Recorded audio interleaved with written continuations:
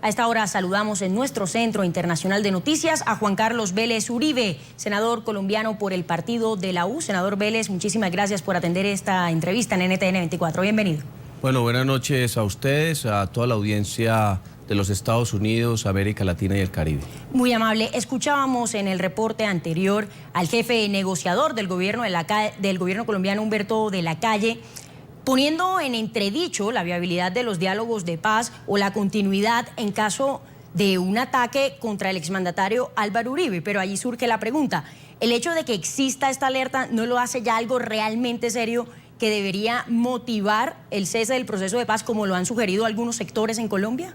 Bueno, nosotros siempre hemos dicho que a pesar de ser personas que queremos la paz en Colombia, que creemos que a través de una negociación es que se logra la paz, exigimos que para poder que este proceso pueda adelantarse se dé un cese de actividades criminales por parte de las FARC. Eso significa que dejen de secuestrar, de extorsionar, de cometer atentados terroristas, como requisito para poder avanzar en este proceso de negociación.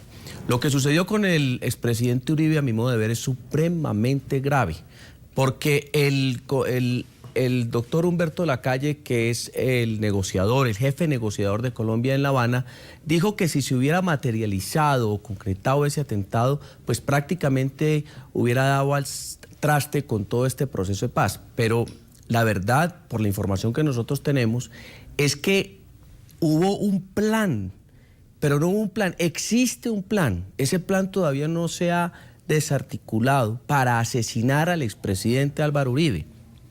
Entonces, existiendo un plan en este momento por parte de las FARC para cometer ese atentado terrorista, pues yo creo que debería el gobierno colombiano fijar una posición muy clara frente a los negociadores de las FARC en el sentido de buscar que ellos fijen una posición que nos dé la tranquilidad que esto realmente nos está dando, pero la información que tenemos es que hay un plan hoy en día activado para asesinar al expresidente Álvaro Uribe. Ese plan no se ha desactivado del todo. Senador, más allá de este hecho que obviamente conmociona y llama a la alerta de la Organización de Seguridad en Colombia y así como también a la población en general, ¿se le puede dar una lectura política al asunto, más aún cuando ya estamos entrando en una carrera por la presidencia, en una carrera por el Senado, por la Cámara Baja en el Congreso colombiano? ¿Y quién saldría beneficiado con este tipo de noticias? ¿Y quién saldría afectado? Incluso el proceso de paz se puede ver ya perturbado, manchado y con una idea de ¿para qué seguir con esto? Si por una parte hablan una cosa, pero por el otro hacen otra. Mire, normalmente todos estos procesos de paz en Colombia que se han tramitado con las FARC o con el ELN han fracasado. Son 6 procesos. En Colombia tenemos 7 procesos de paz exitosos con otras organizaciones guerrilleras de izquierda o de derecha. En este caso, en el evento que se presente un atentado terrorista contra el presidente Uribe o contra cualquier otro representante del uribismo, por decirlo así, pues eso prácticamente daría el traste con todo este proceso. Ocurrió con las FARC cuando estaba negociando en el gobierno el presidente Andrés Pastrana, cuando secuestraron el avión de Aires, donde iba un senador, y entonces eso dio al traste con ese proceso.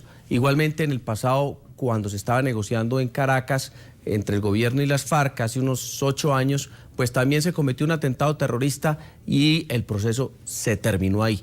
Este proceso de paz en Colombia, en la medida que las FARC continúen cometiendo este tipo de agresiones contra la población civil, agresiones contra la fuerza pública, en cualquier momento puede ir más allá de lo que la gente, entre comillas, podría tolerar.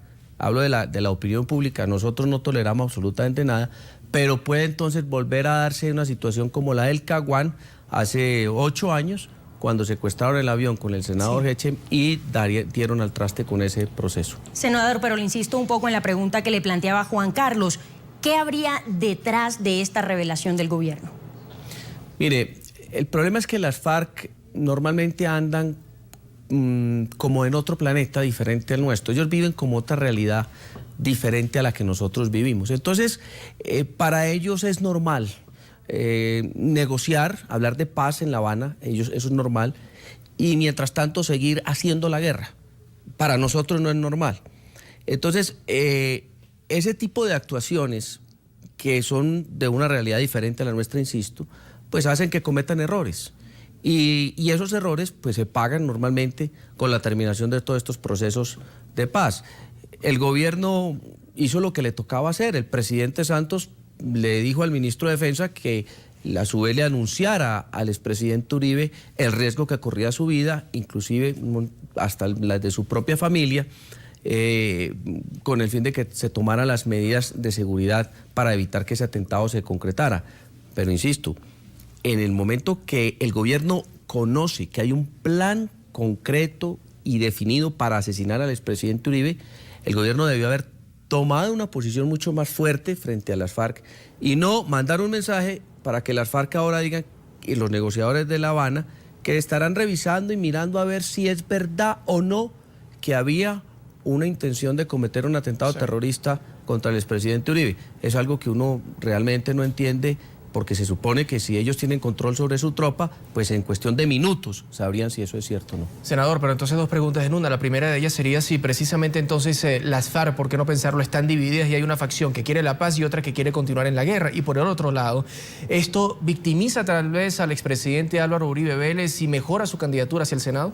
Bueno, yo no creo que las FARC estén divididas. Eso es una señal que ellos han tratado de dar como para confundirnos y confundir a los negociadores.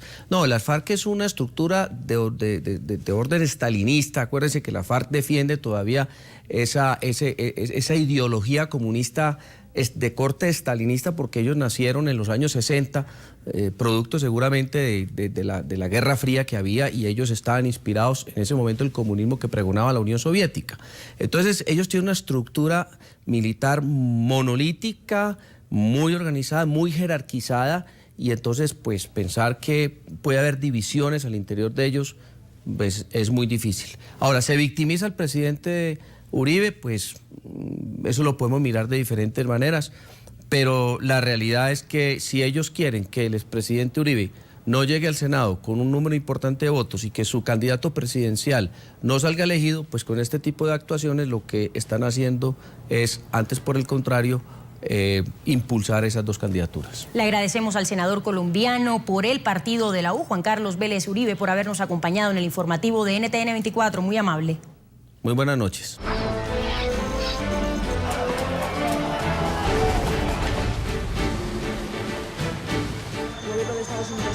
La administración Obama ha entregado 3 documentos sobre su esquema de seguimiento a las comunicaciones revelado por las filtraciones y la responsabilidad nuclear en su contratista de la Álvarez.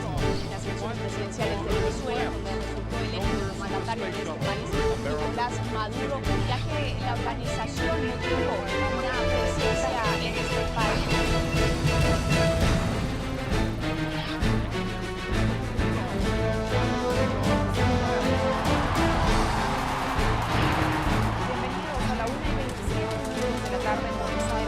Karen Pereira.